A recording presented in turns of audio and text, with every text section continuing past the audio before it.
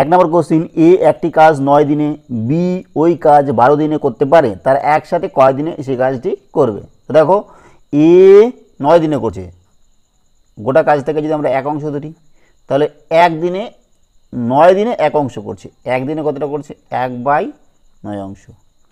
B একদিনে কতটা করছে? 12 দিনে এক অংশ করছে, একদিনে করছে 1/12 অংশ।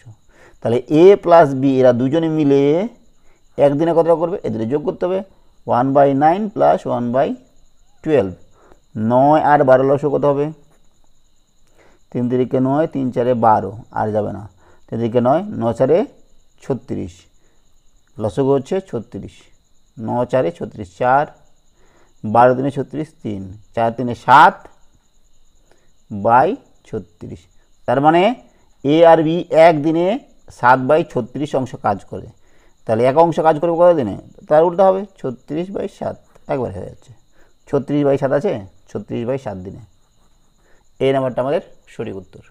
2 নম্বর কোশ্চিন, A:B = 2:3 দেওয়া আছে, B:C দেওয়া আছে 4:5। বছরের শেষে 3,500 টাকা লাভ হলে এ কত টাকা পাবে?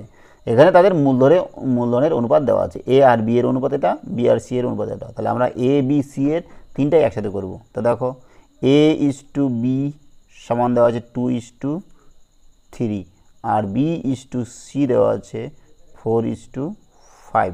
তো দেখো এটা হচ্ছে বি এর, এখানেও এটা বি এর, তাহলে এই দুটো আমাদের সমান করতে হবে। 4 আর 3-এর লসগু কত হবে? ওটাই হবে, 4 3 12, তাদের গুণফল।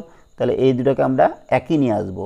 তাহলে দেখো কী করা যায়, এটা যদি 4 দিয়ে গুণ করি তাহলে এটাকেও 4 দিয়ে গুণ করতে হবে, 4 2 8, 4 3 12, আর এখানে কী হবে? 3 দিয়ে গুণ করছি, 3 4 12, তাহলে এটাকেও 3 দিয়ে গুণ করতে হবে, 5 3 15। তাহলে A:B:C হচ্ছে 8:12:15, তাই না? তাহলে কি বলছে? 3,500 টাকা লাভ হলে এ কত টাকা পাবে? এ তাহলে কত পাবে? 3,500 ইন্টু এ এর আনুপাতিক ভাগ কত? 8 বাই এগুলো সবগুলো যোগ, 8 যোগ 12 যোগ 15, তাই তো? তাহলে এখান থেকে সমান সমান কত হবে? 3,500 ইন্টু 8 বাই নিচে হচ্ছে 12 আর 8 হচ্ছে 20, 35। তাহলে 35 কাটা যাবে, হবে কত? 100। 8 একে 8 সমান সমান 800 টাকা। তাহলে এ কত পাচ্ছে? 800 টাকা। বি নাম্বারটা হচ্ছে আমাদের সঠিক উত্তর।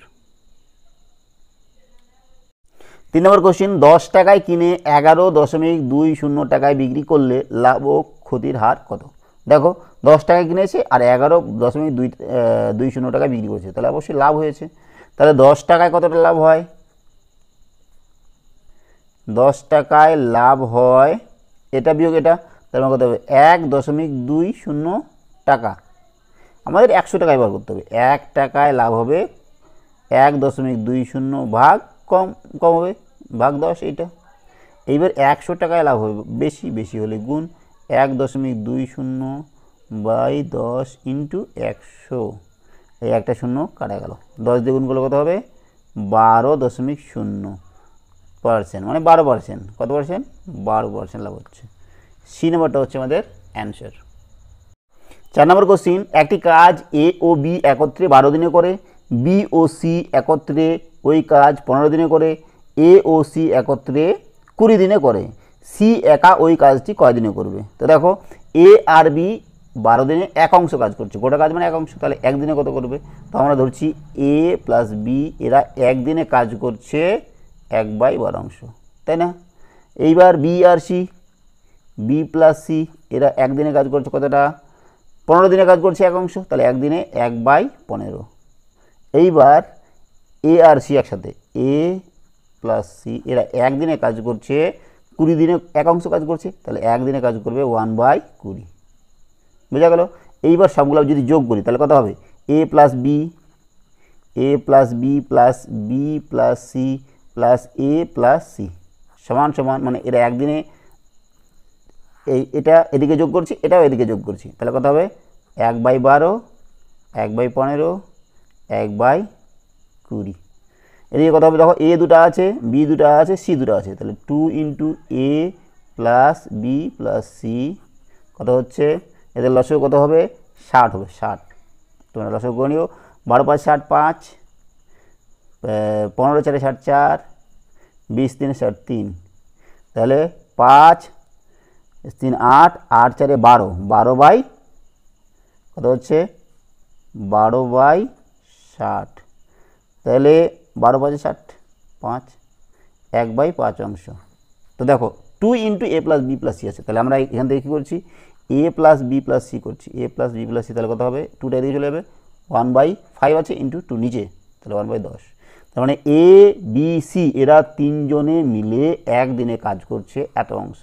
এবার আমার কী চেয়েছে যে সি একা ওই কাজটি কতদিনে করবে। তো দেখো a + b আছে, মানে a আর b একসাথে একদিনে কাজ করছে এত অংশ, এ বি সি তিনজনে মিলে একদিনে কাজ করছে এত অংশ। তাহলে এইটা থেকে যদি আমরা এটা বিয়োগ করি তাহলে আমরা সিটা পেয়ে যাব।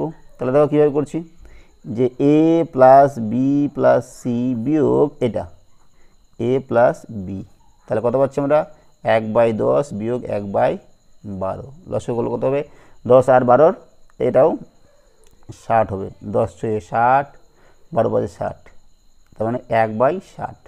দেখো এ কাটা যাবে, বি কাটা যাবে, থাকবে কত সি। তাহলে সি একদিনে কাজ করছে 1/60 অংশ।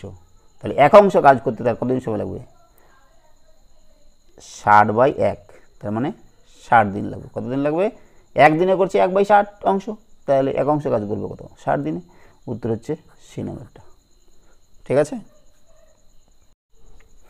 5 নম্বর কোশ্চিন, রাম প্রথমে 6 কিমি উত্তরে, পরে 4 কিমি পূর্বে গেল, 4 না 8 কিমি, শুরুর স্থান থেকে ওই স্থানের দূরত্ব কত।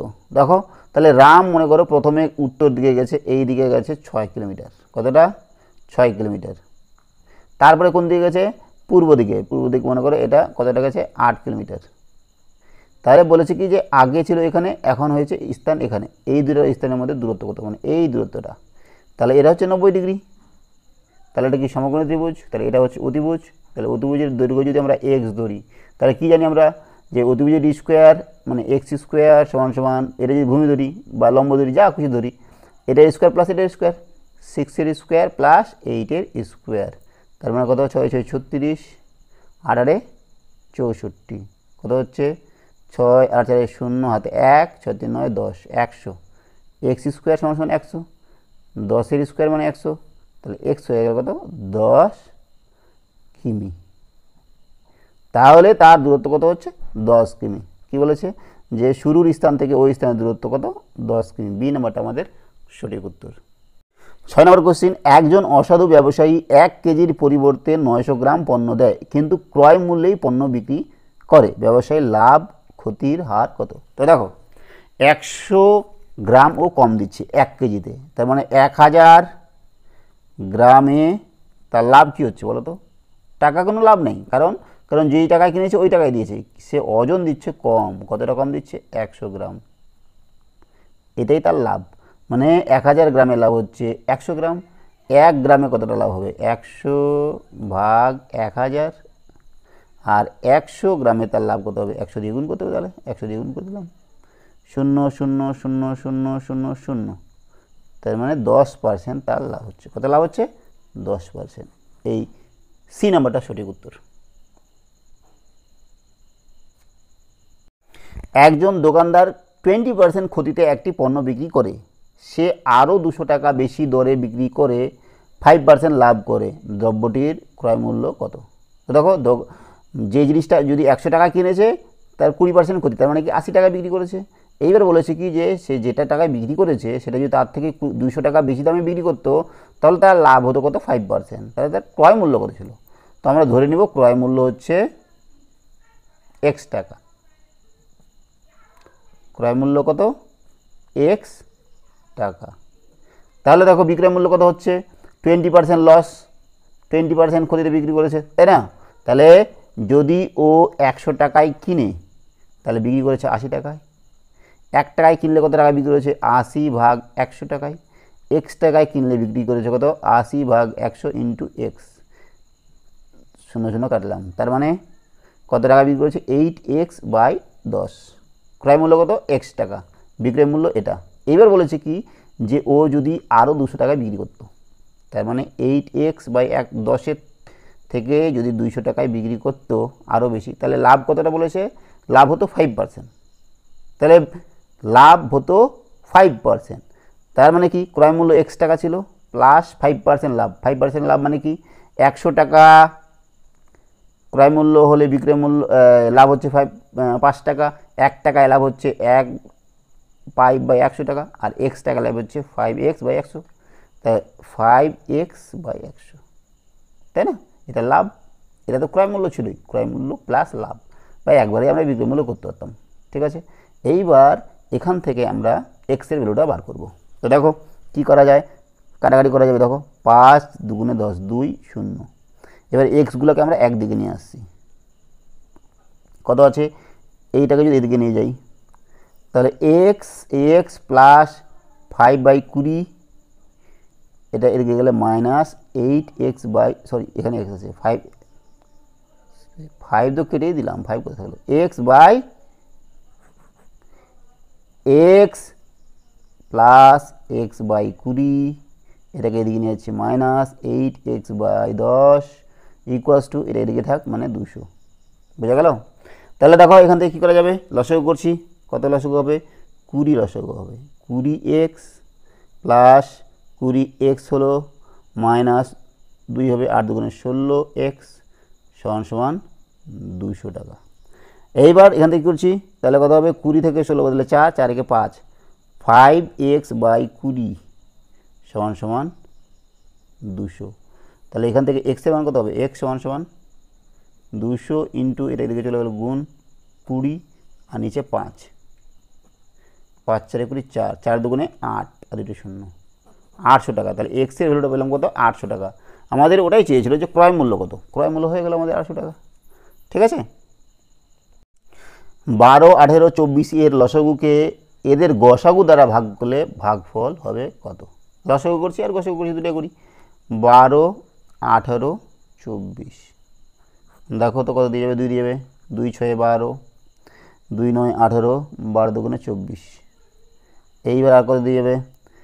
আবার 2 দিয়ে যাবে, 2 3 6 9, এটা যাবে না, 2 6 12, এবার 3 দিয়ে যাবে, 3 1 3, 3 3 9, 3 2 × 6, আর যাবে না। তাহলে কত হচ্ছে? 3 2 × 6 আর 3 2 × 6, 6 6 36, 36 2 × 72, লসাগু হচ্ছে 72। আর গসাগু কত হবে? গসাগু আমরা করছি, গসাগু দেখো 12 দিয়ে ভাগ করছি 24কে, সোজা হয়ে যায়, 12 2 × 24, 12 দিয়ে মিললো।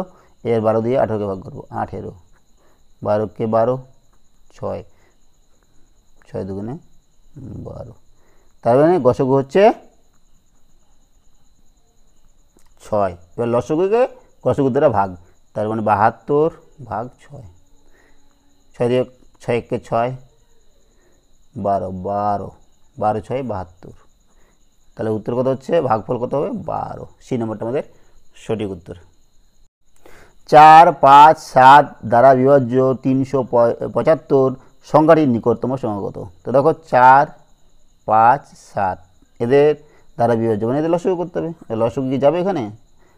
যাবে না, তার মানে এদের গুণফল করতে হবে। 4 5 7, 5 4 20 আর 7 2 × 14, 140 লসাগু হচ্ছে এটা। তো এটাকে আমরা গুণ করি, 140কে 2 দ্বারা গুণ করলে কত হবে?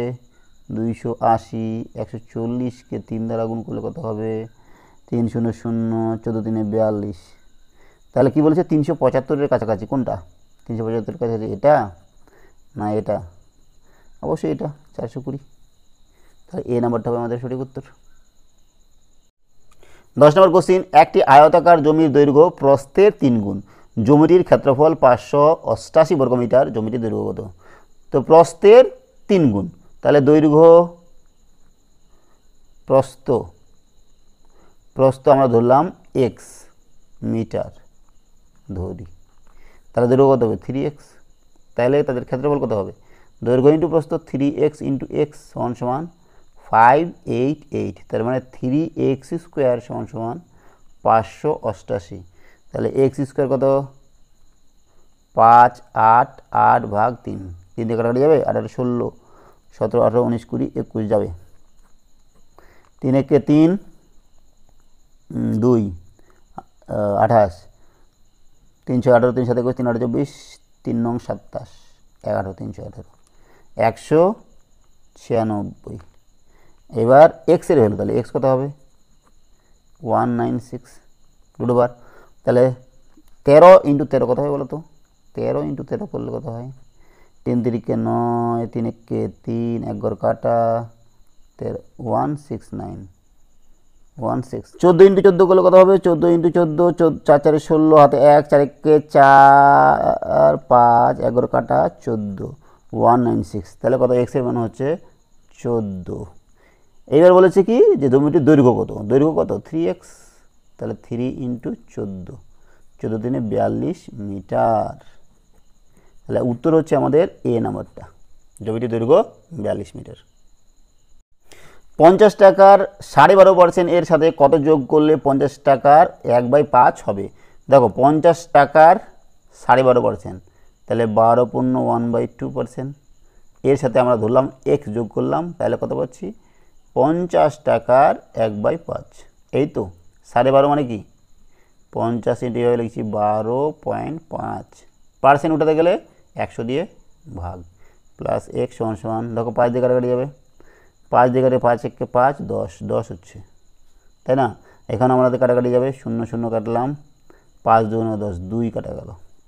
এইবার 2 দিয়ে ভাগ করছি, কত হবে বলো তো, 2 দিয়ে ভাগ করলে 2 6 12 দশমিক থাকলো 5, 2 দুগুণে 4 2 দুগুণে 4 1 10 5 প্লাস x সমান সমান 10। এখান থেকে আমরা x এর ভ্যালুটা করবো, x তাহলে 10 মাইনাস 6.25, তাহলে কত হবে 3.75 টাকা। তাহলে উত্তর হচ্ছে 3.75, সি নাম্বারটা। 4:8:3 অনুপাতে ছাগল গরু ভেড়া আছে, মোট 150টি প্রাণী থাকলে ছাগল অপেক্ষা গরু কটি বেশি আছে। তা দেখো অনুপাত কি, প্রথমটা হচ্ছে ছাগল, তারপরটা গরু, তারপরে ভেড়া। 4:8:3, তো ছাগল কটা আছে, মোট কটা, মোট 150, মোট আছে 150 ইন্টু ছাগলের অনুপাতিক ভাগের কত 4 ভাগ 4 যোগ 8 যোগ 3 সমান সমান এখান থেকে বার করবো 150 ইন্টু 4, 8 4 12 13 14 15 15 15 কাটা 10 4 10 40, তাহলে 40টা কি ছাগল, আমাদের গরু বার করতে হবে। এর গরু বার করছি, গরু কটা 150 ইন্টু গরুর আনুপাতিক ভাগ হচ্ছে 8 ভাগ যা আছে তাই এটাই সেম, যোগ করলে কত হচ্ছে 15 10 80। তাহলে গরু হচ্ছে 80টা আর ছাগল হচ্ছে 40টা, তাহলে কয়টা বেশি আছে 40টা বেশি আছে, 40টা বেশি আছে, ছাগল অপেক্ষা গরু 40টা বেশি আছে, এই নাম্বারটা আমাদের সঠিক উত্তর।